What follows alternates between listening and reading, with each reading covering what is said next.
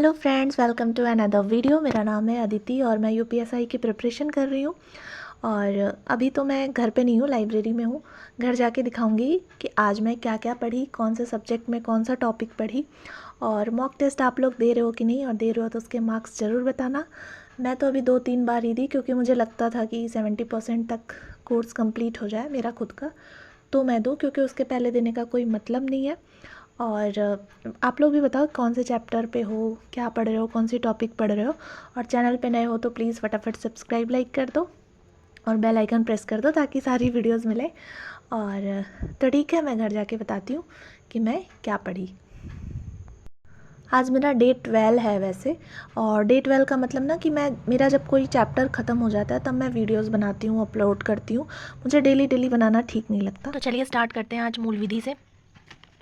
मूल विधि में हम दूसरा चैप्टर मतलब कि BNSS पढ़ रहे हैं। बाकी कई सारे चैप्टर्स मैं पढ़ चुकी हूँ। BNS बचा था और BNSS बचा था, तो अभी ये पढ़ रही हूँ। ये हुआ था लागू 1 जुलाई 2024 को, और इसमें कई सारी धाराएं पढ़ चुकी मैं। जैसे जैसे बैच में पढ़ाया जा रहा है अभी तो वैसे ही पढ़ रही हूँ। और जो भी इम्पॉर्टेंट पॉइंट दिख रहे हैं नोट करने के लिए वो मैं ऊपर नीचे बुक में ही नोट कर दे रही हूँ, क्योंकि इस चैप्टर का नोट्स नहीं बनाई हूँ, बाकी और सारे का बनाई हूँ, क्योंकि इसमें बहुत अच्छे से दिया हुआ है। और कई सारी धाराएं ना, जैसे कि 1C 1D 1E, ई के बाद F गायब था, सीधे H आ गया था।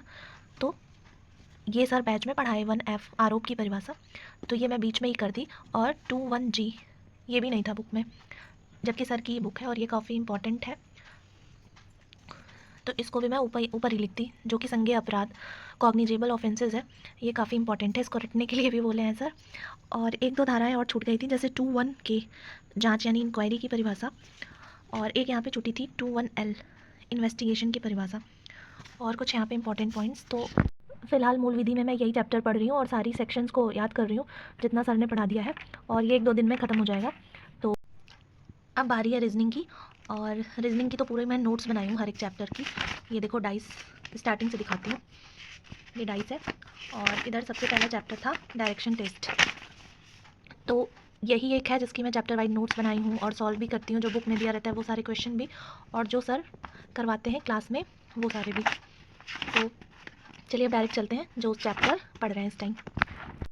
ये सारे कैलेंडर के क्वेश्चन हैं, मतलब कैलेंडर टॉपिक है। और ये इनइक्वालिटी का है, असमानता, जो कि सबसे अच्छे से समझ में आया।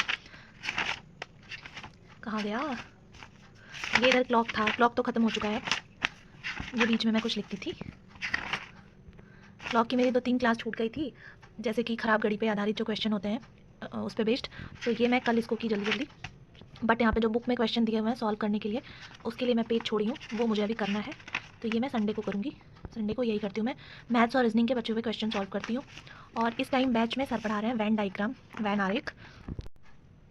तो ये वैन डायग्राम का नोट्स टाइप वाइज मैंने बनाया है। 10 टाइप हैं उसमें टोटल, 10 मतलब 10 तरीके से इनका फिगर बनाया जा सकता है, और उस पर बेस्ड 1-2 क्वेश्चन भी है। ये बिल्कुल जैसे सर पढ़ाते हैं बैच में वैसे ही नोट्स है, कुछ भी एक्स्ट्रा अपने से नहीं है। तो फ़िलहाल अभी इतना ही की हूँ मैं। आज सुबह वाली क्लास थोड़ी सी की हूँ, थोड़ी सी बाकी है, उसको कंप्लीट कर लेते हैं पहले जल्दी जल्दी, फिर ये बचा हुआ तो संडे को ही करूँगी, क्योंकि इधर अभी टाइम नहीं मिल पाएगा। अब चलते हैं हिंदी पे। हिंदी पे आज मैं पढ़ी हिंदी पद्य गद्य रचना, रचनाकार हिंदी भाषा में पुरस्कार एवं पत्र पत्रिकाएं, ये चैप्टर है। और इसमें ज़्यादा नहीं, मुझे एक ही पेज याद हो पाया है, क्योंकि इकट्ठा करने पे ना भूल भी जाएगा, लर्न भी नहीं होगा। तो आज मुझे एक ही पेज याद हुआ है। हिंदी साहित्य के इतिहास के किस काल को वीरगाथा काल भी कहा गया है? तो आदिकाल। पृथ्वीराज रासो हिंदी साहित्य के किस काल में लिखा गया? आदिकाल। हिंदी साहित्य की भूमिका के लेखक कौन है? हजारी प्रसाद द्विवेदी। महावीर प्रसाद द्विवेदी ने आदिकाल को क्या संज्ञा दी है? बीज वपन काल। हिंदी साहित्य को कितने काल खंडों में विभक्त किया गया है? 4। हिंदी साहित्य का आधुनिक काल सामान्यतः कब से माना गया? 1850 से। हिंदी साहित्य का काल विभाजन है आदिकाल, पूर्व मध्यकाल, उत्तर मध्यकाल, आधुनिक काल, जिसको वीर गाथा काल, भक्ति काल, रीति काल, गद्य काल भी जानते हैं। आदिकाल के लिए वीर गाथा काल नाम किसने दिया? तो आचार्य रामचंद्र शुक्ल ने। हिंदी गद्य का सर्वप्रथम युग किसे माना जाता है? तो भारतेंदु युग को। हिंदी साहित्य के इतिहास लेखन का सर्वप्रथम प्रयास किसने किया? गार्षा दत्तासी। हिंदी साहित्य का पहला इतिहास लिखा गया था फ्रेंच भाषा में। हिंदुस्तानी साहित्य का इतिहास लिखने वाले गार्षा दत्तासी किसके विद्वान थे? फ्रांसीसी। हिंदी साहित्य का प्रथम इतिहास ग्रंथ है the modern vernacular literature of Hindustan. इस्तवार द ला लिटरेयुत्तर इंदुई ए हिंदुस्तानी नामक हिंदी साहित्य के इतिहास ग्रंथ के लेखक का नाम है गारसा द तासी। हिंदी साहित्य के इतिहास को व्यवस्थित रूप देने का श्रेय किसको है? आचार्य रामचंद्र शुक्ल को। रामचंद्र शुक्ल का हिंदी साहित्य का इतिहास मूलतः किस कृति की भूमिका में के रूप में लिखा गया है? हिंदी शब्द सागर। आचार्य रामचंद्र शुक्ल द्वारा रचित हिंदी साहित्य का इतिहास का प्रकाशन वर्ष 1929। शिव सिंह सरोज की रचना काल है 1878 ईस्वी। आंग्ल भाषा में लिखा गया हिंदी साहित्य का इतिहास। स्केच ऑफ हिंदी लिटरेचर के लेखक हैं पादरी एडविन ग्रिप्च। ग्रियसन कृत the modern vernacular literature of Hindustan का हिंदी अनुवाद किसने किया? तो डॉक्टर किशोरी लाल गुप्त ने। डॉक्टर किशोरी लाल गुप्त ने किस ग्रंथ का हिंदी अनुवाद हिंदी साहित्य का प्रथम इतिहास शीर्षक से किया है? The modern vernacular literature of Hindustan. किस लेखक के इतिहास ग्रंथ में सर्वप्रथम हिंदी साहित्य का काल विभाजन हुआ? जाट क्रिएशन। किस साहित्य इतिहास के लेखक ने काल विभाजन में कवियों के नाम का सर्वाधिक उपयोग किया है? मिश्र बंधु। किस इतिहास लेखक ने अपने इतिहास ग्रंथ में लगभग 5000 कवियों का विवरण दिया है? तो मिश्र बंधु। एक बार और रिवीजन हो गया, बाकी का मैं पढ़ूंगी अभी कुछ देर बाद। तो अभी फ़िलहाल मुझे इतना ही याद है और ये हिंदी साहित्य का पार्ट है और आगे के व्याकरण के कई सारे चैप्टर मेरे कंप्लीट हो गए हैं। रीजनिंग में मैं पहली परीक्षण पजल टेस्ट पढ़ रही हूँ, थोड़ा सा दिमाग को डाइवर्ट करने के लिए, और किसी गेम के अलावा ये अच्छा है, मज़ा आ रही है, इसके आंसर भी फटाफट मिल जा रहे हैं और इसी बहाने ये चैप्टर भी जल्दी से ख़त्म हो जाएगा और बोरिंग बिल्कुल नहीं लग रहा है इसको पढ़ने में। तो आज रात तक अगर कोशिश करूँ थोड़ा थोड़ा भी पढ़ूँ तो ये चैप्टर हो जाएगा मेरा। काफ़ी मज़ा आ रहा है इसको पढ़ के और दिमाग भी थोड़ा चेंज हो जा रहा है। मैथ में मैं मिक्सचर एंड एलिगेशन के कुछ क्वेश्चन लगाई हूँ, ज़्यादा नहीं, क्योंकि ज़्यादा टाइम भी नहीं बचा था और दिमाग भी नहीं लग रहा था उस हिसाब से, तो थोड़ा ही लगाई हूँ। बट मैथ्स को कल सबसे ज़्यादा टाइम दूंगी, कोशिश करूँगी एक कोई चैप्टर अच्छे से ख़त्म हो जाए। तो अभी फ़िलहाल मैंने इतना ही किया है इसमें।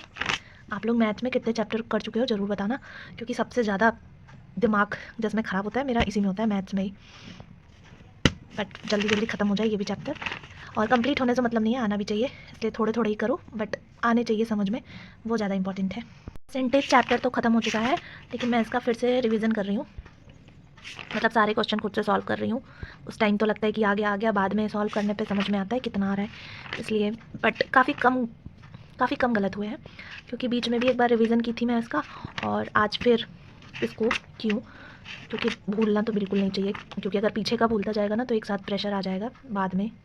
इसलिए एक एक 2 दिन का टाइम निकाल के जो पीछे के चैप्टर्स कंप्लीट हो चुके हैं उसको रिवाइज़ भी करते रहो, क्योंकि एक साथ अगर जब प्रेशर आएगा ना तो नानी याद आ जाएंगी। हिस्ट्री, ज्योग्राफी और पॉलिटी और साइंस के मतलब फिज़िक्स, केमिस्ट्री, बायोलॉजी मैं लूसेंट से ही पढ़ती हूँ, क्योंकि उसके लिए मुझे ये बुक ज़्यादा बेस्ट लगती है। आप लोग कौन सी बुक को फॉलो कर रहे हो जीके के लिए? तो अब मैं थोड़ी देर और पढ़ लेती हूँ और इस वीडियो को यहीं पे एंड करते हैं। मिलते हैं नेक्स्ट वीडियो में, और आप लोग प्लीज़ चैनल पे लाइक कर देना, सब्सक्राइब कर देना और प्यारे प्यारे कमेंट करना क्या पढ़ रहे हो क्या नहीं। Bye bye.